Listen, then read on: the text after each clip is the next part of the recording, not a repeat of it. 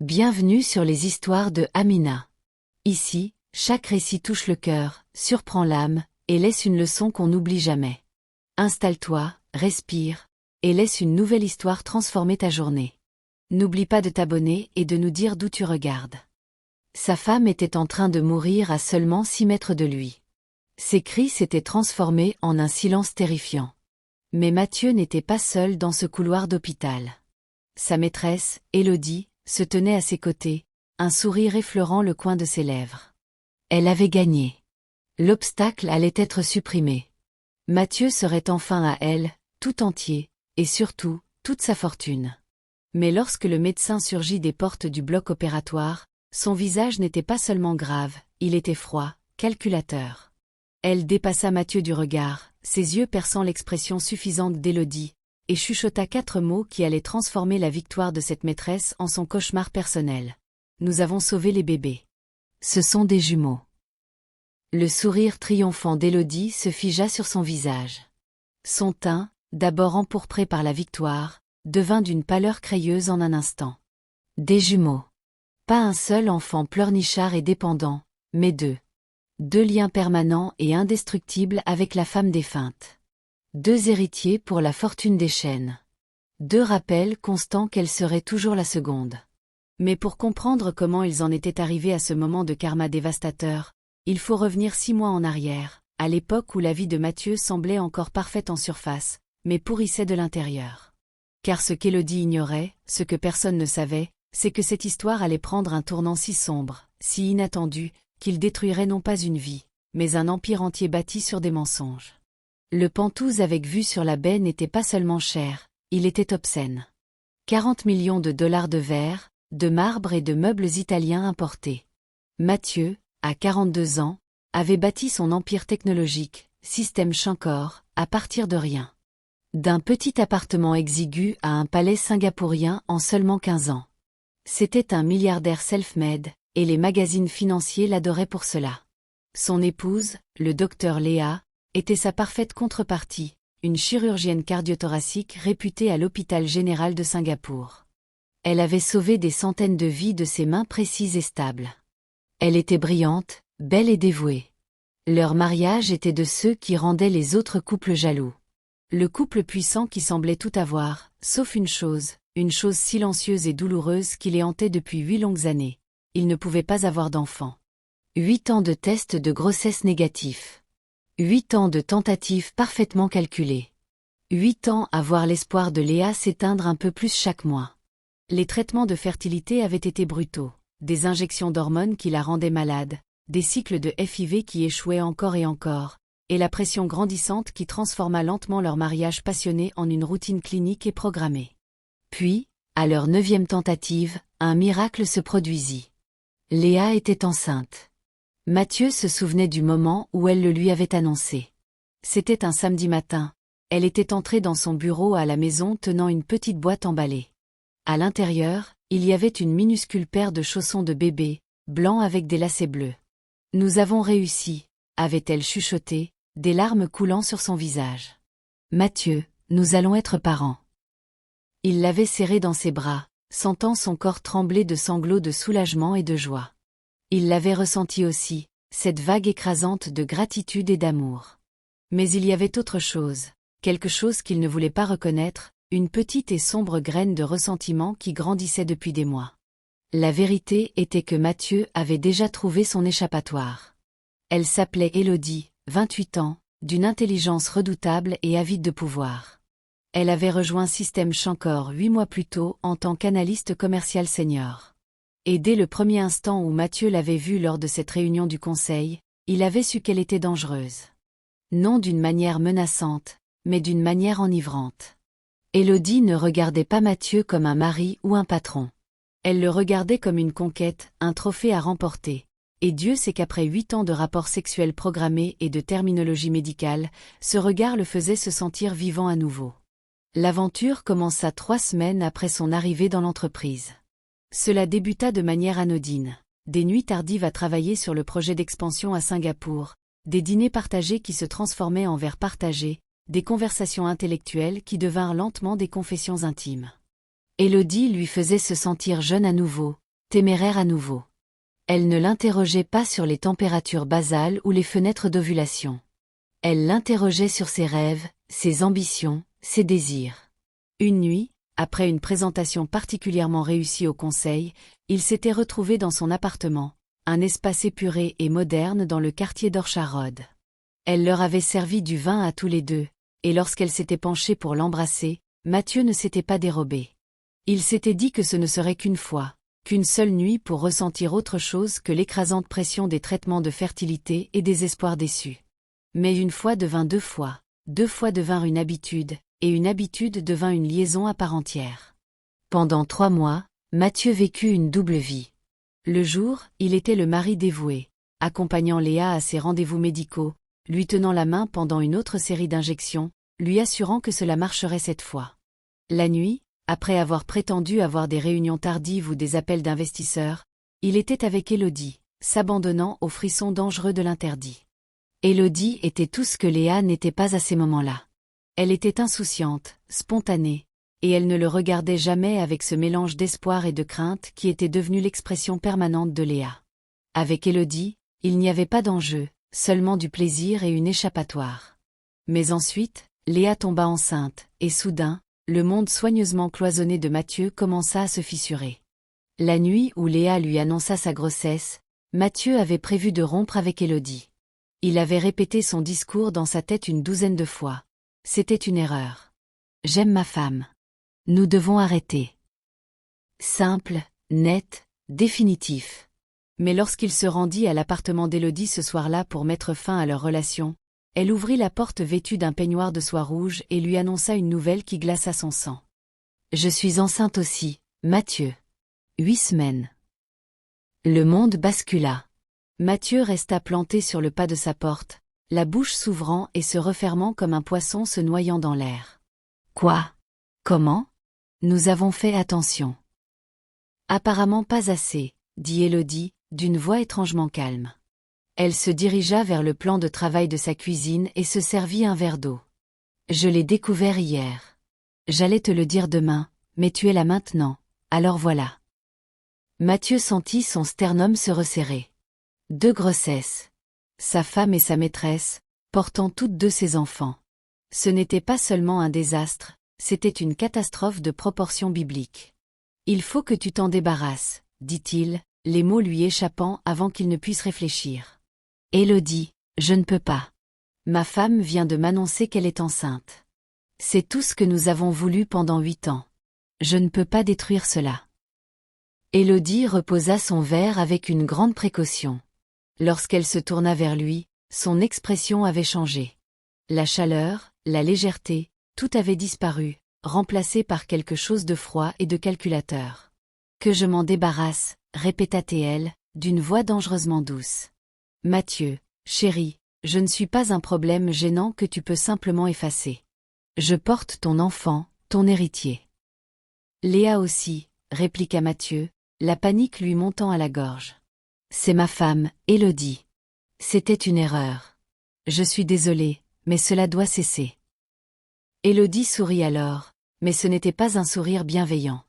C'était le sourire d'un joueur d'échecs qui vient de voir un échec et mate 3 coups à l'avance. Et elle dit doucement, « Oh, Mathieu, nous ne faisons que commencer. Tu vois, je réfléchissais à notre avenir. Système Chancor est valorisé à combien maintenant? 4 milliards? Et tu en possèdes 62%. Cela te donne une valeur d'environ 2,5 milliards de dollars. » Mathieu sentit de l'eau glacée dans ses veines. « De quoi parles-tu? » « Je parle de l'avenir de mon enfant, » dit Élodie, marchant lentement vers lui. « Je parle d'assurer ce qui m'appartient. Tu vas divorcer de Léa. Tu vas m'épouser. Et tu vas le faire avant la naissance des 2 bébés. Tu es folle, chuchota Mathieu. Je suis pratique, la corrigea-t-elle. Tu as un choix, Mathieu. Tu peux le faire de la manière simple. Divorcer de Léa discrètement. Lui donner une généreuse compensation et nous pouvons être une famille. Ou. Elle marqua une pause, sortant son téléphone. Je peux le faire de la manière forte. Elle lui montra l'écran. C'était un dossier intitulé « Assurance ». À l'intérieur, il y avait des dizaines de photos d'elle et Mathieu ensemble, dans des restaurants, entrant dans son immeuble, dans son lit. Il y avait des captures d'écran de messages textes, des reçus de cartes de crédit, des réservations d'hôtels, tout soigneusement documenté. Je me prépare à notre avenir depuis le jour où nous nous sommes rencontrés, dit Élodie avec douceur. Je suis très méticuleuse, Mathieu. C'est l'une des qualités que tu admirais chez moi, tu te souviens. Mathieu sentit le monde s'effondrer autour de lui. Ce n'était pas une relation. Cela n'avait jamais été une relation. C'était un piège, et il y était tombé à pieds joints. Si tu ne divorces pas de Léa et ne m'épouses pas, poursuivit Élodie, sa voix toujours aussi étrangement calme, j'enverrai tout cela au Straits Times de Singapour. Je l'enverrai à ton conseil d'administration. Je l'enverrai à tes investisseurs. Et ensuite, je déposerai une action en paternité qui traînera ton nom dans toutes les rubriques People d'Asie. Elle se rapprocha, posant une main sur sa poitrine. Ta réputation sera détruite. Ton entreprise s'effondrera. Ta femme divorcera de toute façon et prendra la moitié de ce qui reste. Mais si tu le fais à ma manière, Mathieu, nous pouvons contrôler le récit. Un mariage triste qui n'a pas fonctionné. Un nouvel amour, un nouveau départ. Mathieu la fixa, la voyant clairement pour la première fois. Elle n'était pas la femme amusante et spontanée qu'il avait imaginée. C'était une prédatrice qui le traquait depuis le tout début. J'ai besoin de temps, dit-il finalement, la voix étranglée. Tu as 2 semaines, répondit Élodie. Léa en est à combien? 12 semaines de grossesse maintenant? Le premier trimestre est le plus dangereux, Mathieu. Tout peut arriver.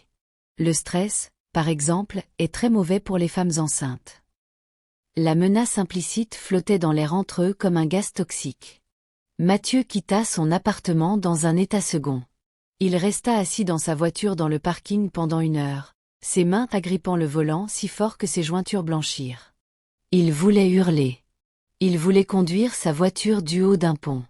Il voulait remonter le temps et annuler chaque décision stupide et égoïste qu'il avait prise, mais il ne le pouvait pas.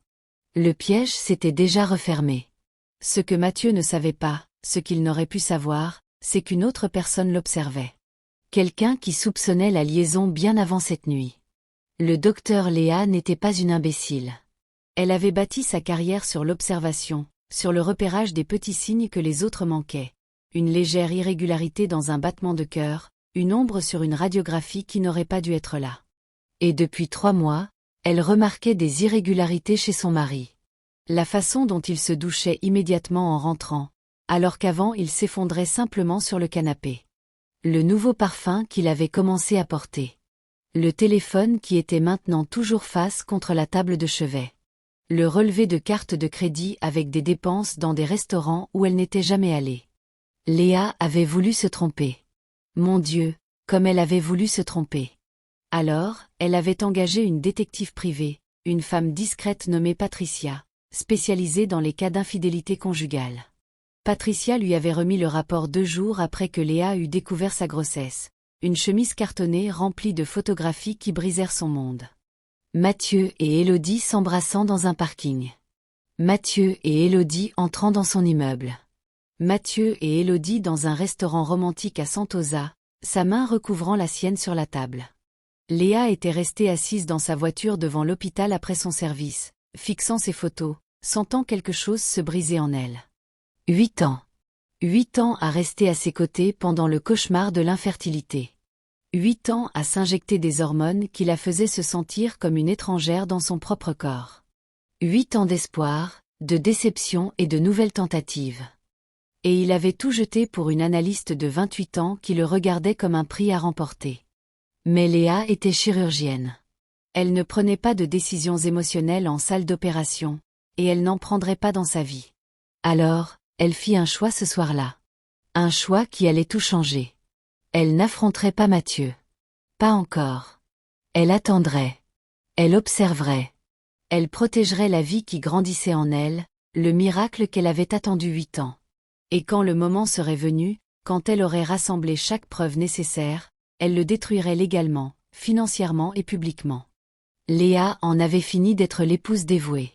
Elle allait être l'ange vengeur. Ce que ni Mathieu ni Léa ne savaient, c'est que le destin avait déjà écrit une fin différente à leur histoire. Une fin qui rendrait tous leurs plans, toutes leurs trahisons, tous leurs complots complètement inutiles. Car dans 6 mois, dans une salle d'accouchement d'hôpital, Léa allait mourir, et sa mort déclencherait une réaction en chaîne d'un karma si parfait, si dévastateur, qu'il semblerait être une intervention divine. Les 4 mois suivants furent une performance soigneusement orchestrée. Mathieu joua le rôle du mari dévoué, assistant à chaque rendez-vous prénatal, peignant la chambre d'enfant d'un jaune doux, montant le berceau qui lui avait pris 6 heures frustrantes et 3 tutoriels sur YouTube. Mais chaque mardi et jeudi soir, il avait des réunions de conseil qui finissaient tard. C'étaient les nuits où il se rendait à l'appartement d'Élodie, où la pression devenait insupportable. Les exigences d'Élodie augmentaient avec chaque semaine qui passait. Elle voulait savoir quand il allait déposer le divorce. Elle voulait rencontrer son avocat. Elle voulait des assurances, des contrats, une sécurité financière. Elle s'était transformée de son échappatoire en son geôlier. « Je ne vais pas être l'autre femme éternellement, Mathieu, » disait-elle, la main posée sur son ventre qui s'arrondissait. « Notre enfant mérite la légitimité. Il mérite le nom de son père. »« Elle est enceinte de 4 mois, Élodie, » répondait Mathieu. La même conversation en boucle. « Je ne peux pas déposer des papiers de divorce sur ma femme enceinte. Le stress pourrait tuer le bébé. »« Alors tu vas attendre qu'elle accouche. » Les yeux d'Élodie s'enflammaient de colère. « Et ensuite ? Attendre que le bébé ait 6 mois ? 1 an ? Quand exactement ton obligation envers elle s'arrête-t-elle et ton obligation envers moi commence-t-elle » Mathieu n'avait pas de bonne réponse. Il était coincé entre 2 femmes, 2 grossesses, 2 futurs qui ne pouvaient coexister. Il avait l'impression d'être déchiré en 2. Mais Léa jouait son propre jeu. Elle avait poursuivi son enquête par l'intermédiaire de Patricia, et elle avait découvert quelque chose que Mathieu ne savait pas qu'elle savait. Élodie n'était pas enceinte par accident. Patricia avait interrogé une ancienne colocataire d'université d'Élodie, une femme nommée Rachel, qui avait accepté de parler après quelques verres de vin et un paiement en espèces. Élodie avait toujours un plan, avait dit Rachel. Même à l'université, elle disait qu'elle ne grimperait jamais l'échelle corporate comme une personne normale. Elle épouserait le succès. Elle était obsédée par l'idée de décrocher un mari riche. Patricia avait creusé plus profondément et avait trouvé davantage. Élodie avait délibérément ciblé Mathieu dès le moment de son entretien chez Système Shankor. Elle avait étudié son mariage, ses problèmes de fertilité, ses vulnérabilités. La grossesse n'était pas un accident. C'était un mouvement calculé. Léa avait fixé le rapport de la détective. Une froide fureur montait dans sa poitrine. Cette femme n'avait pas seulement couché avec son mari. Elle l'avait chassé comme une proie. Léa prit alors une autre décision. Elle laisserait Mathieu penser qu'il contrôlait la situation. Elle jouerait l'épouse dévouée et inconsciente, et quand le moment viendrait, après la naissance en sécurité de son bébé, elle lâcherait des bombes nucléaires légales si dévastatrices que Mathieu et Élodie n'auraient plus que descendre. Elle avait déjà consulté Alina, l'avocate en divorce la plus impitoyable de Singapour. Alina avait examiné les preuves apportées par Léa, les photos, les relevés financiers des dîners d'affaires de Mathieu, la trace papier de son aventure, et avait souri comme un requin sentant le sang dans l'eau. Madame Chen, avait dit Alina, avec ses preuves et les lois sur le divorce à Singapour, vous n'obtiendrez pas seulement la moitié de ses biens. Étant donné l'adultère, la grossesse hors mariage et sa violation de la foi conjugale, nous pouvons argumenter pour 60 à 70%, plus une pension alimentaire qui le fera pleurer, plus une pension de réversion qui étranglera sa trésorerie pendant des années. Je veux le détruire, avait dit Léa calmement. Je veux qu'il regrette chaque mensonge, chaque trahison, chaque instant où il a pensé pouvoir jeter 8 ans de ma vie pour cette prédatrice. Le sourire d'Alina s'était élargi. Alors, préparons votre dossier et préparons-nous à la guerre. Mais le destin, en fin de compte, avait son propre plan. Un plan qui rendrait tout leur complot dénué de sens. Lors de la 20e semaine de grossesse de Léa, pendant une échographie de routine, la technicienne s'était arrêtée, fronçant les sourcils devant l'écran. Elle avait appelé le médecin, qui avait étudié les images avec une expression inquiète. « Docteur Chen », avait dit l'obstétricienne avec précaution, « je vois des anomalies dans vos mesures de tension artérielle. Vous sentez-vous exceptionnellement fatigué ? Avez-vous des gonflements dans les mains ou les pieds? Léa avait acquiescé, mais avait attribué cela à des symptômes normaux de la grossesse. Elle était chirurgienne, faisait régulièrement des gardes de 12 heures. Bien sûr qu'elle était fatiguée. Mais le médecin avait ordonné d'autres tests, analyse de sang, bilan rénal, recueil d'urine sur 24 heures. Les résultats étaient revenus 3 jours plus tard, et ils étaient préoccupants. Protéines dans les urines, tension artérielle élevée, signe précoce de prééclampsie. Nous devons surveiller cela de très près, avait prévenu son obstétricienne. La prééclampsie peut s'aggraver rapidement. Si elle évolue en éclampsie, elle devient mortelle pour vous et le bébé. Léa avait écouté les avertissements du médecin avec son esprit clinique, calculant déjà les risques et les issues possibles. Elle était chirurgienne. Elle comprenait que les complications de la grossesse étaient courantes, gérables avec une surveillance appropriée. Ce qu'elle n'avait pas dit au médecin, ce qu'elle ne pouvait s'avouer à elle-même, c'est qu'elle était sous une énorme pression psychologique. L'adultère, la trahison, la planification méticuleuse de sa vengeance, la performance constante d'être l'épouse heureuse et inconsciente. Le stress, le tueur silencieux. Le stress, le déclencheur de la prééclampsie. Mathieu l'avait accompagnée à ce rendez-vous, jouant parfaitement son rôle. Il avait posé toutes les bonnes questions, lui avait tenu la main au bon moment, promis de réduire son niveau de stress. Mais ce soir même, il était allé à l'appartement d'Élodie et lui avait parlé de la complication. Léa a une prééclampsie, avait-il dit en arpentant le salon d'Élodie. Le médecin a dit que cela pouvait devenir sérieux. Nous devons arrêter cette pression. J'ai besoin de temps. Élodie s'était levée du canapé, son propre ventre de 20 semaines bien visible, et l'avait giflé. Le bruit avait retenti dans l'appartement comme un coup de feu. Arrêtez la pression, avait-elle sifflé, les yeux étincelants. Je suis enceinte de 6 mois de ton enfant, Mathieu. Je me fiche du mélo médical de Léa. Tu as 2 semaines pour déposer le divorce, ou je rends tout public, et je dis bien tout. Elle avait sorti son téléphone et lui avait montré quelque chose de nouveau. Des enregistrements. Des enregistrements audio de leur conversation, y compris ceux où Mathieu avait explicitement discuté de dissimuler des actifs à Léa, cherchant à minimiser ce qu'elle obtiendrait lors d'un divorce. Ces enregistrements, avait dit Élodie froidement, prouvent la préméditation. Ils prouvent que tu as planifié de frauder ta femme. Si je les diffuse, tu ne perdras pas seulement la moitié de tes biens dans un divorce, Mathieu. Tu feras face à des accusations criminelles pour fraude financière.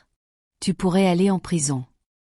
Mathieu l'avait fixé, la joue encore brûlante de la gifle, et avait enfin compris l'étendue complète de son cauchemar. Élodie ne l'avait pas seulement piégé. Elle avait construit une prison autour de lui, brique par brique, enregistrement par enregistrement. Et maintenant, elle détenait toutes les clés. Il avait quitté son appartement ce soir-là, se sentant comme un mort-vivant.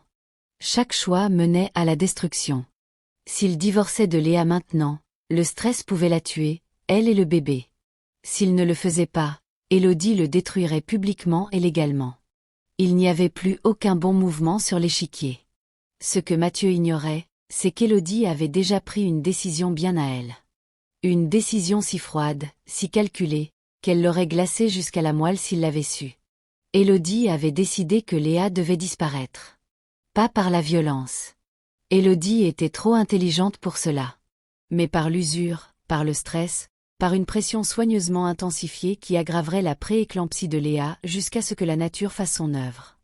Élodie commença une campagne subtile de guerre psychologique. Des lettres anonymes envoyées au lieu de travail de Léa au sujet de l'adultère de Mathieu.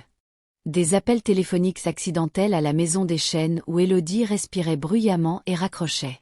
Des messages laissés à l'assistante de Mathieu concernant un transfert de propriété à Singapour.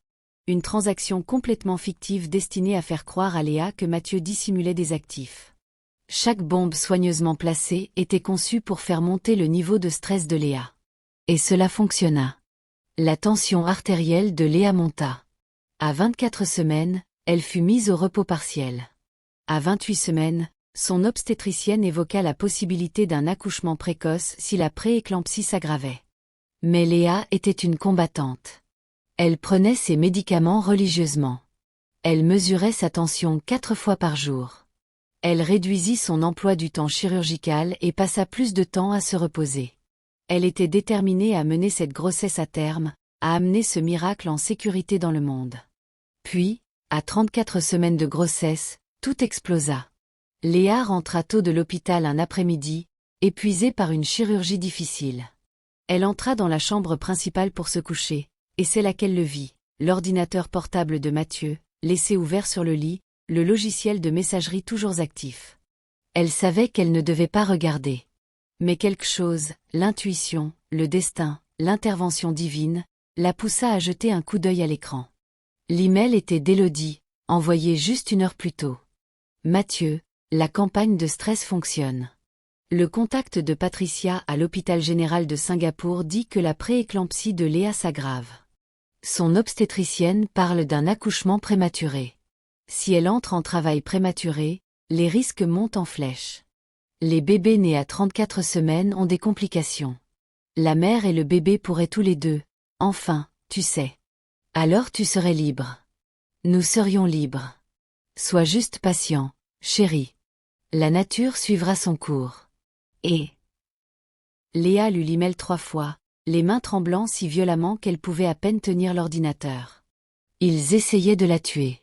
Pas avec une arme, pas avec du poison, mais avec le stress, avec une torture psychologique conçue pour aggraver son état médical jusqu'à ce qu'il devienne fatal.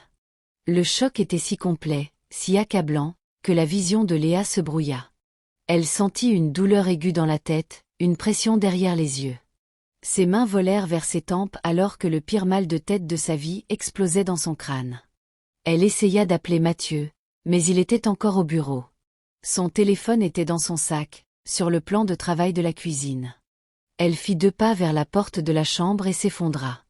La crise dura 47 secondes. Quand elle cessa, Léa gisait sur le sol de la chambre, du sang coulant de l'endroit où elle s'était mordu la langue, son ventre enceinte se soulevant et s'abaissant avec des respirations superficielles. Elle était passée de la prééclampsie à l'éclampsie complète, la complication mortelle qui tuait les mères et les bébés.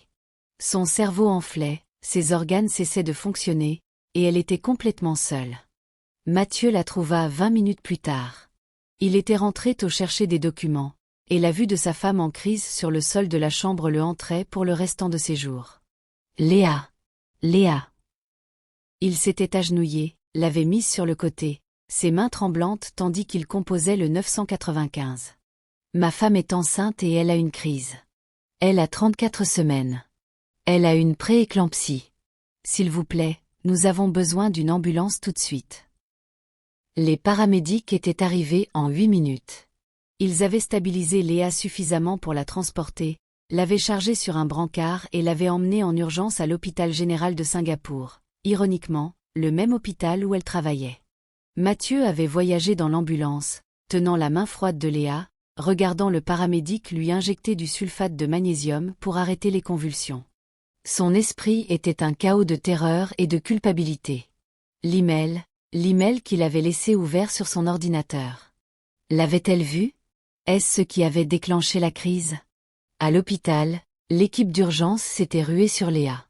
Son obstétricienne, le docteur Saratan, avait jeté un coup d'œil au moniteur et avait pris une décision immédiate.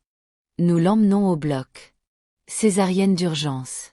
Le bébé doit sortir maintenant, ou nous allons les perdre tous les deux. Mathieu avait été conduit à la salle d'attente chirurgicale au 4e étage, le même couloir stérile et éclairé au néon où une centaine d'autres membres de famille terrifiés avaient fait les 100 pas avant lui. Il avait sorti son téléphone avec des mains tremblantes et avait fait quelque chose qu'il regretterait toute sa vie. Il avait appelé Élodie. Elle est en chirurgie d'urgence, avait-il dit, la voix cassée. Une crise d'éclampsie. Ils font une césarienne maintenant. Il y avait eu une pause à l'autre bout du fil. Puis Élodie avait dit très calmement. Alors, c'est en train d'arriver. Mathieu, c'est terrible, mais c'est peut-être la sortie. Si quelque chose arrive à Léa, tu seras libre. Nous pourrons être ensemble. Nous pourrons être une famille. Mathieu avait senti la bile lui monter à la gorge. Tu es folle?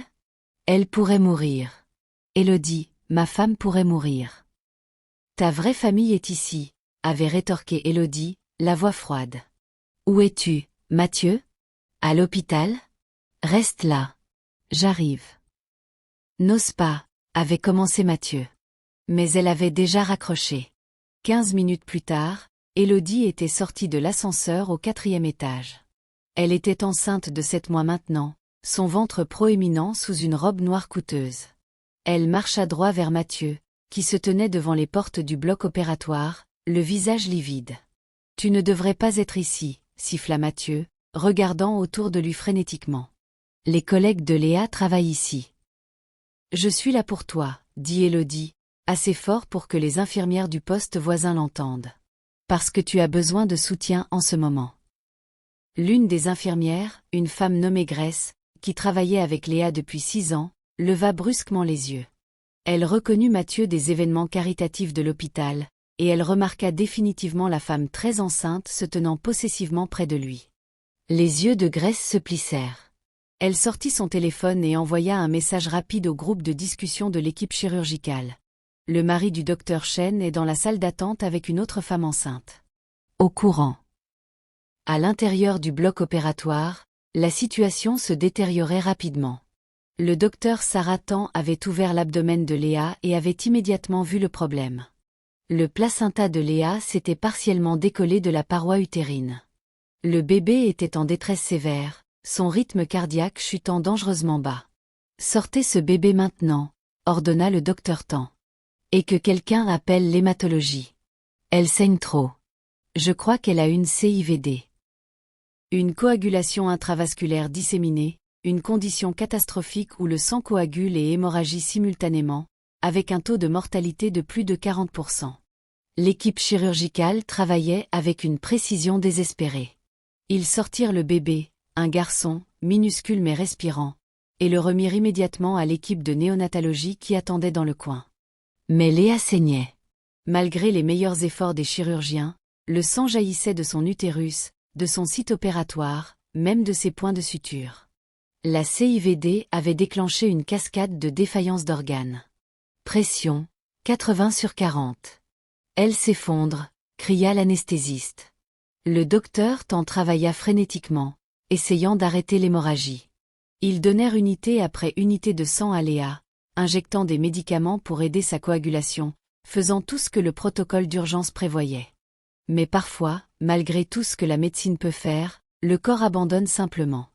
Le cœur de Léa s'arrêta à 19h47. L'équipe de réanimation s'était précipitée. RCP, défibrillation, adrénaline. Ils travaillèrent pendant 37 minutes, essayant tout pour la ramener à la vie. Mais à 20h24, le docteur Saratan regarda l'heure et arrêta les manœuvres. Heure du décès, 20h24. Je suis tellement désolé, tout le monde. Nous avons fait tout ce que nous pouvions.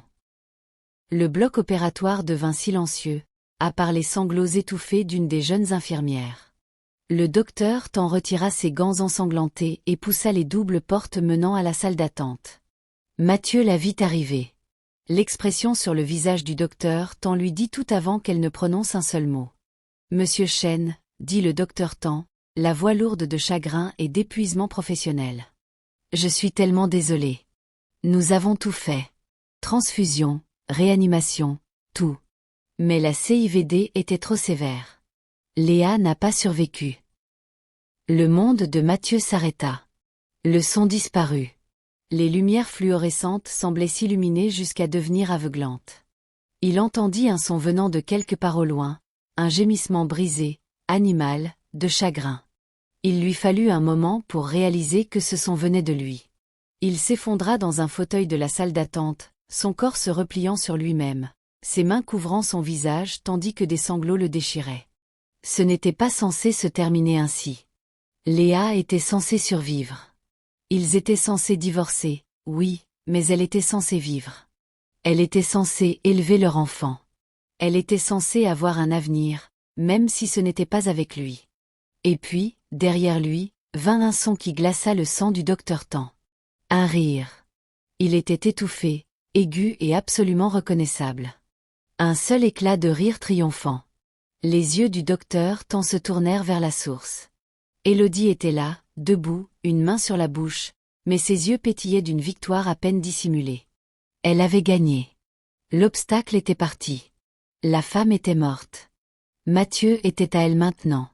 Tout entier, sa fortune, son nom, son futur. Elle serait la seule mère de ses enfants. La seule Madame Chen. La tête de Mathieu se releva lentement. Il fixa Élodie avec une horreur absolue. Est-ce que tu viens de rire? L'expression d'Élodie changea, essayant d'afficher de la sympathie, mais le mal était fait. Plusieurs infirmières l'avaient entendu aussi. Grace, l'infirmière qui avait envoyé le message plus tôt, regardait Élodie avec un dégoût non dissimulé. Le docteur dépassa Mathieu, le visage de pierre, et s'arrêta directement devant Élodie. C'était une petite femme, à peine 1,60 m. Mais à ce moment, elle semblait faire 3 mètres de haut. « Qui êtes-vous » demanda le docteur Tan, la voix dangereusement calme. « Je suis une amie de Mathieu » balbutia Élodie, réalisant soudain qu'elle avait peut-être commis une erreur catastrophique. « Son amie » répéta le docteur Tan, ses yeux descendant vers le ventre enceint d'Élodie. « Son amie enceinte qui vient de rire quand j'ai annoncé la mort de sa femme. » Le visage d'Élodie blêmit. « Je n'ai pas, c'était juste le choc. Je ne voulais pas. » Monsieur Chen, dit le docteur Tan, se retournant vers Mathieu. Sa voix était toujours froide. Mais il y avait autre chose maintenant. Quelque chose qui perça le chagrin de Mathieu et le fit lever les yeux. « Il y a autre chose que vous devez savoir. » Mathieu la fixa, les yeux rouges et gonflés. « Quoi ?» Le docteur Tan inspira. Elle avait hésité à ajouter cette information maintenant ou à attendre. Mais la présence de cette maîtresse insensible et rieuse rendit sa décision facile. « Nous avons mis votre fils au monde, » dit le docteur Tan. « Il est petit, à peine 1,850 kg, mais il respire tout seul. L'équipe de néonatologie est avec lui maintenant. » Une lueur de quelque chose, espoir, terreur, traversa le visage de Mathieu. « Mon fils, il ira bien. Le néonatalogiste vous donnera des détails sous peu, » dit le docteur Tan. Puis elle marqua une pause, et ses prochains mots tombèrent comme une bombe. « Mais il y a quelque chose d'inhabituel que nous avons découvert pendant l'accouchement. »« Quoi ?» chuchota Mathieu. Le docteur Tan le regarda droit dans les yeux. « Monsieur Chen, votre femme portait des jumeaux. Un bébé était positionné directement derrière l'autre à chaque échographie que nous avons faite. C'est rare, mais ça arrive. Nous ne le savions pas avant de l'ouvrir. » Les mots restèrent suspendus dans l'air pendant 3 secondes de silence absolu. Puis le docteur Tan assena le coup de grâce. « Vous avez un fils, et vous avez une fille. Ce sont des jumeaux. » Le son qui sortit d'Élodie n'avait rien d'humain. Cela commença par un halètement, puis se transforma en un bruit étouffé, étranglé, alors que tout le sang se retirait de son visage. Des jumeaux. Pas un seul bébé pleurnichard et gênant qu'elle devrait tolérer. Pas un seul héritier qui pourrait être géré, modelé, éventuellement mis de côté. Deux liens permanents, indestructibles et vivants avec la femme défunte parfaite. 2 héritiers de la fortune des Chen. 2 rappels quotidiens constants qu'elle serait toujours la seconde, que son enfant serait toujours l'autre bébé, celui né de l'adultère, celui né de la trahison. La main d'Élodie vola à sa bouche, non par sympathie maintenant, mais par horreur. Sa victoire soigneusement construite venait de se transformer en son pire cauchemar. Elle avait orchestré une mort. Elle avait poussé, manipulé, stressé une femme enceinte jusqu'à ce que son corps lâche. Elle avait ri de la mort de cette femme. Et sa récompense était de passer le reste de sa vie à élever son enfant dans l'ombre de 2 autres. 2 bébés qui hériteraient de tout. 2 bébés qui seraient les héritiers légitimes tandis que le sien serait à jamais entaché par le scandale. Mathieu ne la regardait même plus. Son chagrin avait été temporairement suspendu par le choc. « Des jumeaux » répéta-t-il, hébété. « Nous attendions des jumeaux. » Le docteur Tan hocha la tête. « Un garçon et une fille. Ils sont en néonatologie maintenant. Ce sont des combattants, monsieur Chen. Tout comme leur mère l'était. » L'accent mis sur « leur mère » était délibéré. Le docteur Tan regarda par-delà Mathieu, vers Élodie. Ses yeux étaient pleins d'un mépris glacial. « Monsieur Chen devra venir à la néonatologie » , poursuivit le docteur Tan. « Les jumeaux ont besoin de leur père. » Ils ont besoin de quelqu'un pour les défendre, pour les aimer, pour être là pendant qu'ils luttent pour devenir forts. Elle se retourna pour partir, puis s'arrêta et regarda à nouveau Élodie. Quant à vous, dit le docteur tant calmement, je vous suggère de quitter cet hôpital maintenant, avant que je n'appelle la sécurité pour vous faire expulser pour perturbation d'un établissement médical. Grace, fit-elle un signe de tête à l'infirmière, veuillez accompagner cette femme à l'ascenseur. Élodie retrouva sa voix, paniquée, montant dans les aigus. Vous ne pouvez pas me mettre dehors. J'ai parfaitement le droit d'être ici. Mathieu, dis-leur. Dis-leur que j'ai le droit d'être ici. Mathieu se tourna lentement pour la regarder. Son visage n'était plus dévasté par le chagrin. Il était vide, mort. Il la regarda comme si elle était une étrangère. Non, comme si elle était pire qu'une étrangère. Comme si elle était un monstre qu'il n'avait, d'une certaine manière, jamais vu clairement jusqu'à ce moment. Sors, dit-il, la voix plate et froide. Sors de cet hôpital. Sors de ma vie. Mathieu, je suis enceinte de ton enfant. Je m'en fiche. Les mots explosèrent de lui avec une telle force que plusieurs infirmières sursautèrent.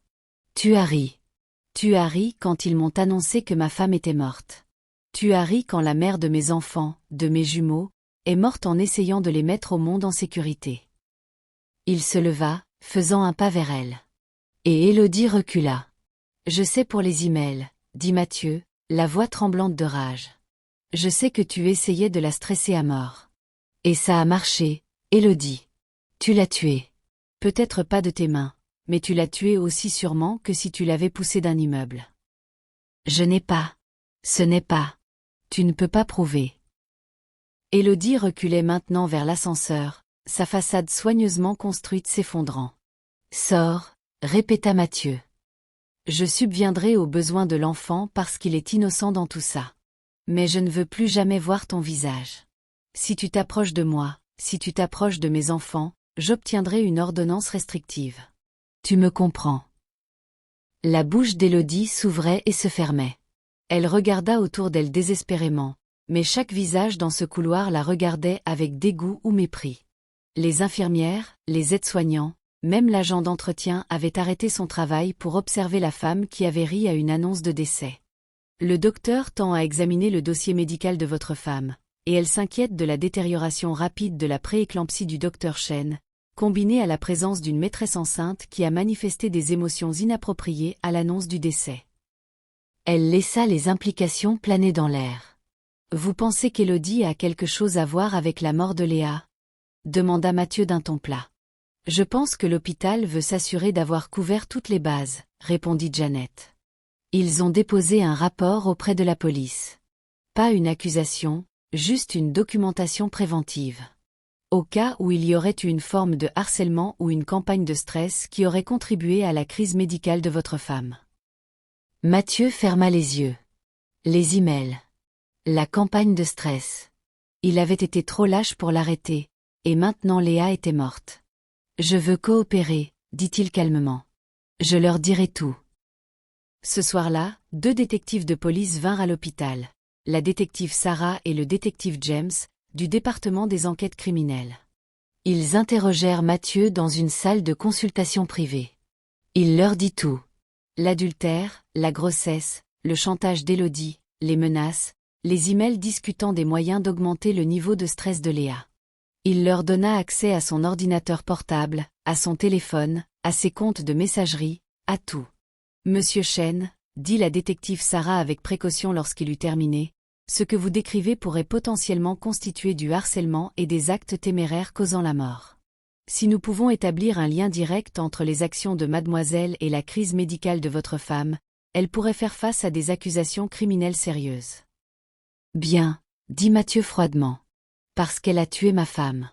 Peut-être pas de ses mains, mais elle l'a tuée. Les détectives échangèrent un regard. Nous devrons interroger mademoiselle, dit le détective James. Savez-vous où nous pouvons la trouver? Mathieu leur donna l'adresse d'Élodie, son numéro de téléphone, tout ce qu'ils savaient. Les détectives partirent, promettant de le tenir informé. Ce que Mathieu ignorait, c'est qu'Élodie avait déjà fui Singapour.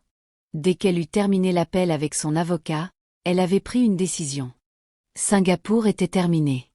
Mathieu était terminé. Tout ce désastre était terminé. Elle était retournée à son appartement, avait fait 2 valises avec l'essentiel et réservé un vol pour Bangkok le lendemain matin. Elle disparaîtrait en Thaïlande pendant quelques mois, y aurait le bébé et réévaluerait la situation. Peut-être pourrait-elle encore utiliser l'enfant pour obtenir une sorte de règlement. Peut-être pourrait-elle se réinventer ailleurs. Mais elle avait sous-estimé la rapidité avec laquelle la police de Singapour agissait. La détective Sarah et le détective James se présentèrent à son appartement à 6h47 du matin, juste au moment où elle chargeait ses valises dans un taxi. Mademoiselle Élodie, appela la détective Sarah.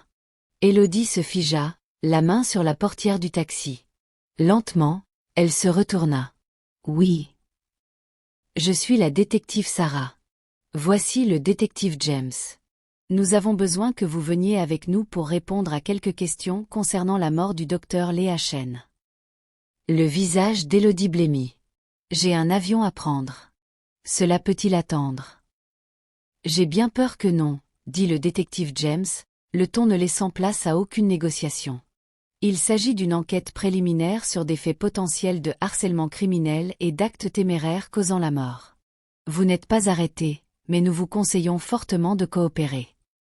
Le chauffeur de taxi, sentant le drame, partit rapidement, laissant Élodie là avec ses valises.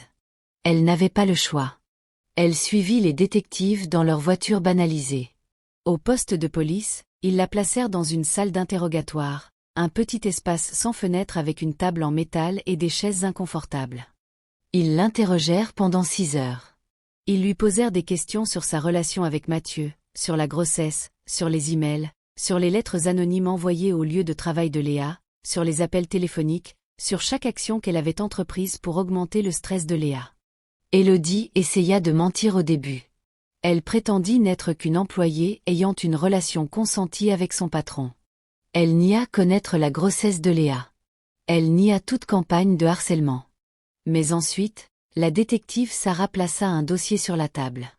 À l'intérieur, il y avait des impressions des emails, ceux auxquels Mathieu leur avait donné accès. Ces emails, dit la détective Sarah calmement, montrent la préméditation. Ils montrent l'intention délibérée de causer une détresse émotionnelle et psychologique à une femme enceinte avec un état médical connu. Élodie fixa les emails, ses propres mots la regardant en face. La campagne de stress fonctionne. Si elle accouche prématurément, les risques montent en flèche. La mère et le bébé pourraient tous les deux, enfin, tu sais. Je n'ai pas écrit cela, dit Élodie désespérément. Mathieu a dû. Il essaie de me piéger. Nous avons les métadonnées, mademoiselle, l'interrompit le détective James. Ces emails viennent de votre adresse IP. De votre ordinateur. Il n'y a aucun doute, c'est vous qui les avez écrits. L'avocat d'Élodie, William, arriva enfin. Il avait essayé de la joindre toute la matinée, et quand il avait réalisé qu'elle avait été emmenée pour interrogatoire, il s'était précipité au poste. Ma cliente exerce son droit de garder le silence, dit William dès son entrée. Cet interrogatoire est terminé. L'interrogatoire était terminé, mais les dégâts étaient faits. La police avait ce dont elle avait besoin. 3 jours plus tard, Élodie fut officiellement inculpée de harcèlement criminel et d'actes téméraires causant des blessures graves ayant entraîné la mort. Selon le code pénal de Singapour, en cas de condamnation, elle risquait jusqu'à 7 ans de prison. Les médias explosèrent. L'histoire avait tout, la richesse, l'adultère, la grossesse, la mort, et maintenant des accusations criminelles. La maîtresse du milliardaire de la tech accusée dans la mort de son épouse. La maîtresse enceinte accusée d'une campagne de harcèlement ayant tué le docteur. Un triangle amoureux qui tourne au drame. La maîtresse Élodie risque 7 ans pour une mort induite par le stress. Le visage d'Élodie fut étalé dans tous les journaux et sites d'information de Singapour. Sa vie fut détruite en quelques jours. Elle ne pouvait pas sortir sans être reconnue et harcelée. Quelqu'un lui jeta une boisson devant le tribunal. Ses comptes de réseaux sociaux furent inondés de menaces de mort. Et puis, 2 semaines après le dépôt des accusations, Élodie reçut un message qui lui glaça le sang. Il venait d'un laboratoire de test ADN. Mathieu avait demandé un test de paternité ordonné par le tribunal. Les résultats arrivèrent 3 jours plus tard. Le bébé qu'Élodie portait n'était pas de Mathieu Chêne. Élodie fixa les résultats, les mains tremblantes. Probabilité de paternité, 0%. Comment était-ce possible? Et puis elle se souvint d'une nuit, 6 semaines avant de s'impliquer avec Mathieu. Une fête d'entreprise à l'hôtel Raffles. Trop de vin. Un avocat séduisant de l'équipe des fusions et acquisitions. Une chambre d'hôtel dont elle se souvenait à peine. Elle avait été tellement sûre que le bébé était de Mathieu. Le timing semblait bon. Elle avait fait le calcul une 12aine de fois. Mais elle s'était trompée. Les résultats de l'ADN furent divulgués à la presse le lendemain, probablement par quelqu'un de l'équipe juridique de Mathieu, voulant détruire ce qui restait de la crédibilité d'Élodie. Les titres changèrent. Rebondissement dans l'affaire de la maîtresse meurtrière, le bébé n'est pas de Chêne. Le mensonge sur la paternité d'Élodie exposé. L'enfant appartient à un père inconnu. Une fausse déclaration de grossesse ajoute des accusations de fraude à celles de meurtre. L'avocat d'Élodie abandonna son dossier. Il ne pouvait pas défendre quelqu'un qui avait menti sur tout, y compris le levier central de toute son escroquerie. Le parquet ajouta des accusations de fraude aux accusations existantes de harcèlement criminel. Ils soutinrent qu'Élodie avait sciemment faussé la paternité pour extorquer de l'argent et un mariage à Mathieu Chêne. Le procès eut lieu 4 mois plus tard. Il dura 6 jours. Les preuves étaient accablantes. Les emails, le témoignage de Mathieu, le témoignage du personnel hospitalier ayant assisté à son rire, les lettres anonymes retracées jusqu'à son ordinateur, les relevés d'appel. Le jury délibéra pendant 3 heures. Coupable sur tous les points. La juge, une femme sévère nommée juge Martha, regarda Élodie avec un mépris non dissimulé lors du prononcé de la sentence. « Mademoiselle, dit la juge Martha, vous avez orchestré une campagne délibérée et calculée de torture psychologique contre une femme enceinte souffrant d'une condition médicale potentiellement mortelle. Vos actions ont directement contribué à sa mort et à la naissance prématurée de ses jumeaux, qui ont passé des semaines à lutter pour leur vie. Vous avez fait cela non par passion ou par amour, mais par une cupidité mercenaire et froide. Vous avez vu un homme riche comme une cible et sa femme comme un obstacle à éliminer. Et puis, lorsque cet obstacle a été éliminé par la mort, vous avez ri. Je vous condamne à 7 ans d'emprisonnement pour harcèlement criminel et à 3 ans pour fraude, à purger consécutivement. Sentence totale, 10 ans. Le marteau s'abattit avec un bruit sec. Élodie fut emmenée hors de la salle d'audience menottée, son ventre de femme enceinte bien visible, les photographes criant des questions auxquelles elle ne répondit pas. Elle avait tout misé sur un plan pour épouser un riche et vivre facilement. À la place, elle avait obtenu une décennie de prison, un bébé dont elle ne se souvenait même pas du père, et une réputation si détruite qu'elle ne s'en remettrait jamais. 6 semaines après la mort de Léa, Olivier et Olivia Chêne rentrèrent à la maison. Ils étaient encore minuscules. Olivier faisait maintenant 2,5 kg et Olivia faisait 2,250 kg, mais ils étaient en bonne santé, prospéraient et étaient prêts à quitter la néonatologie. Mathieu se tenait dans la chambre d'enfant qu'il avait préparée avec Léa, les murs jaunes doux, les 2 lits placés côte à côte, le mobile avec les petites étoiles que Léa avait choisi des mois plus tôt. Il tenait Olivier dans son bras gauche et Olivia dans son bras droit, ces 2 miracles impossibles, si petits et parfaits. Il ressemblait à Léa, avec ses traits délicats, son expression sérieuse même dans le sommeil. « Je suis tellement désolé, chuchota Mathieu, des larmes coulant sur son visage. Je suis tellement désolé de ne pas avoir été meilleur. Je suis tellement désolé d'avoir échoué envers votre mère. Mais je vous le promets, je vous le jure, je passerai le reste de ma vie à réparer cela. » Au cours de l'année suivante, Mathieu Chêne subit une transformation. Il démissionna de son poste de PDG de Système Chincor, nommant un dirigeant compétent pour gérer les opérations quotidiennes. Il ne pouvait pas être le père dont ses enfants avaient besoin tout en dirigeant une entreprise de plusieurs milliards de dollars.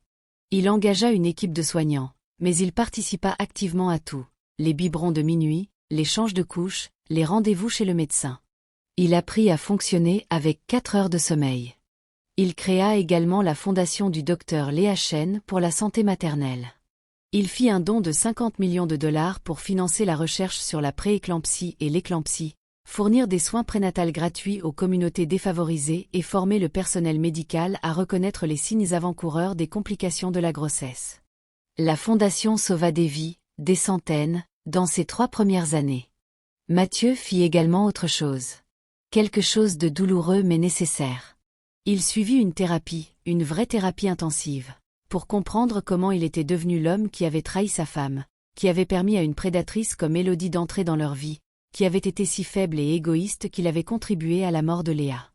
Ce fut brutal. Ce fut humiliant. Mais ce fut nécessaire. Sa thérapeute, le docteur Regina, ne le ménagea pas. « Tu ne peux pas ramener Léa », lui dit-elle lors d'une séance particulièrement difficile. « Tu ne peux pas défaire ce que tu as fait. Mais tu peux choisir d'être meilleur. Tu peux choisir d'élever tes enfants avec les valeurs que Léa incarnait, l'intégrité, la compassion, l'altruisme. Tu peux t'assurer qu'Olivier et Olivia grandissent en sachant que leur mère était une héroïne morte en les mettant au monde. Et tu peux t'assurer qu'ils ne répètent jamais tes erreurs. » Mathieu prit ces mots à cœur. Alors qu'Olivier et Olivia grandissaient, passant du stade de nourrisson à celui de tout-petit, Mathieu leur raconta des histoires sur leur mère. Comment elle avait sauvé des vies en salle d'opération, comment elle s'était battue pendant 8 ans pour les mettre au monde, combien elle les avait aimés avant même leur naissance. Pour leur 5e anniversaire, Mathieu emmena les jumeaux sur la tombe de Léa au cimetière de Bouquet Brown. C'était un bel endroit sous un arbre à pluie, avec une simple pierre tombale en marbre sur laquelle était inscrit « Docteur Léa Chen. Épouse bien-aimée. Mère dévouée. Elle a tout donné par amour. » Olivier, un petit garçon sérieux qui ressemblait à s'y méprendre à sa mère, posa un bouquet de fleurs jaunes sur la tombe, la couleur préférée de Léa. Olivia, plus extravertie mais tout aussi réfléchie, posa un dessin qu'elle avait fait, une femme avec des ailes d'ange tenant 2 bébés. « Maman nous regarde ?» demanda Olivia, levant les yeux vers Mathieu avec les yeux de Léa. Mathieu s'agenouilla à côté de ses enfants, les serrant contre lui. « Toujours, » dit-il doucement. « Elle nous regarde toujours, et elle est si fière de vous deux. Vous êtes exactement ce qu'elle espérait que vous seriez. Gentil, intelligent et courageux. »« Elle te manque ?» demanda Olivier. Mathieu sentit ses yeux le picoter, mais il ne cacha pas ses émotions. Il avait appris à ne pas les cacher à ses enfants. « Chaque jour, » admit-il. « Mais je la vois aussi en vous. Dans le rire d'Olivia et la détermination d'Olivier. Elle est toujours avec nous, de toutes les manières qui comptent. » Alors qu'il retournait à la voiture, Olivier tenant une main de Mathieu et Olivia l'autre, Mathieu pensa au chemin parcouru depuis cette terrible nuit à l'hôpital. Il avait été un lâche, un tricheur, un homme qui avait laissé son égoïsme détruire la personne qu'il aimait le plus. Mais on lui avait donné une seconde chance à travers ses 2 enfants incroyables. Et depuis lors, il avait passé chaque jour à essayer d'être digne de cette chance. Élodie était toujours en prison, 3 ans dans sa peine de 10 ans. Mathieu ne pensait plus jamais à elle. Elle était un conte moral, un rappel de ce qui arrive quand l'ambition devient cruauté. Mais il y avait un dernier secret que Mathieu gardait. Une dernière pièce de l'histoire que seul lui connaissait. 2 semaines avant la mort de Léa, elle avait écrit une lettre.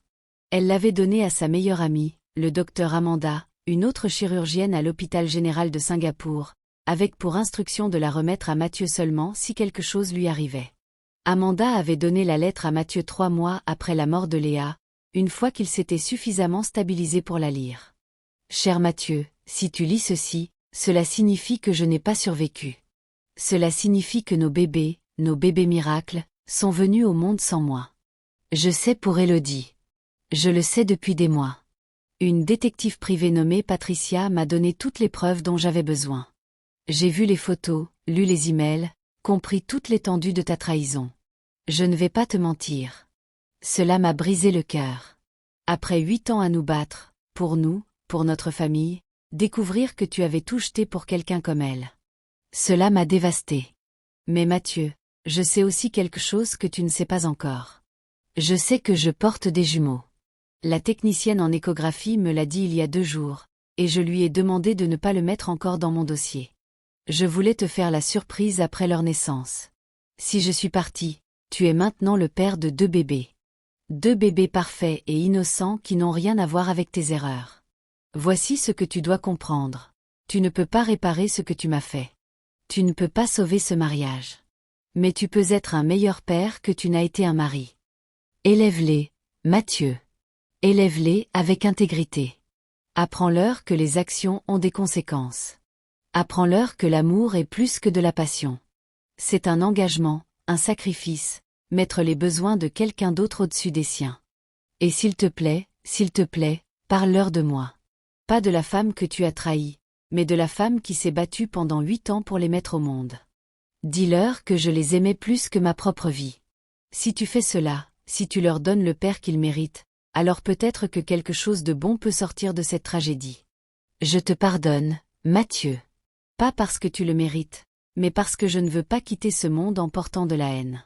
Mais plus important encore, pardonne-toi. Tu auras besoin d'être entier pour élever nos enfants. Tout mon amour, Léa.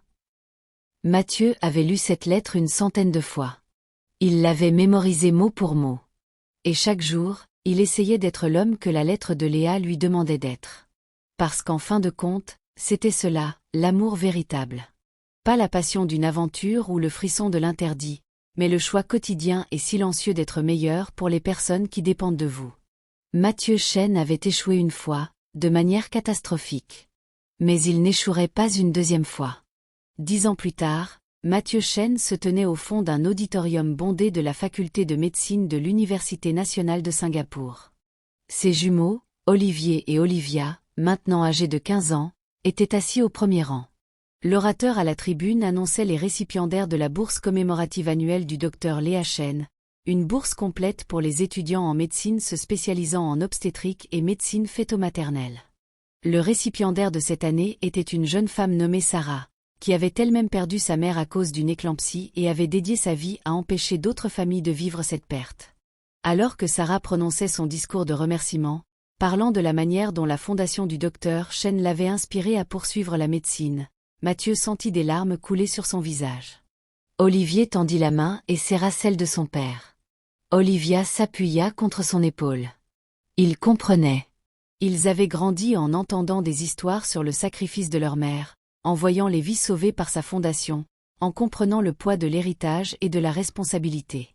Et ils avaient aussi grandi en voyant la rédemption de leur père, son choix quotidien d'être meilleur, de donner plus, d'utiliser sa seconde chance pour faire le bien. « Papa », chuchota Olivia alors que les applaudissements remplissaient l'auditorium, « maman serait fière de toi. » Mathieu regarda sa fille, si semblable à Léa, avec la compassion et la force de sa mère, et sourit à travers ses larmes. « Je l'espère, ma chérie. Je l'espère vraiment. » Parce que c'était la vraie leçon de cette histoire. Pas que la trahison apporte un karma instantané ou que les aventures se terminent toujours en tragédie. La leçon était plus simple et plus profonde. Chaque choix que nous faisons envoie des ondulations dans le futur. Nous pouvons choisir l'égoïsme ou le sacrifice. Nous pouvons choisir le mensonge facile ou la dure vérité. Nous pouvons choisir d'être le méchant de notre propre histoire ou le héros. Mathieu avait fait des choix terribles. Des choix qui lui avaient coûté sa femme et avaient failli lui coûter ses enfants. Mais il avait aussi fait le choix de changer, d'être meilleur, de transformer sa tragédie en un but. Et en fin de compte, ce choix, le choix de grandir de nos échecs plutôt que d'en être défini, est le seul choix qui compte vraiment. Si cette histoire t'a ému, dépose un petit cœur jaune dans les commentaires. Et surtout, rappelle-toi, ta meilleure amie a encore plein de récits à te partager. Alors abonne-toi, reste tout près, et on se retrouve très vite. D'ici là, reste douce, reste authentique, et reste ma meilleure amie. Car tu le sais, une vraie meilleure amie n'est jamais à court d'histoire.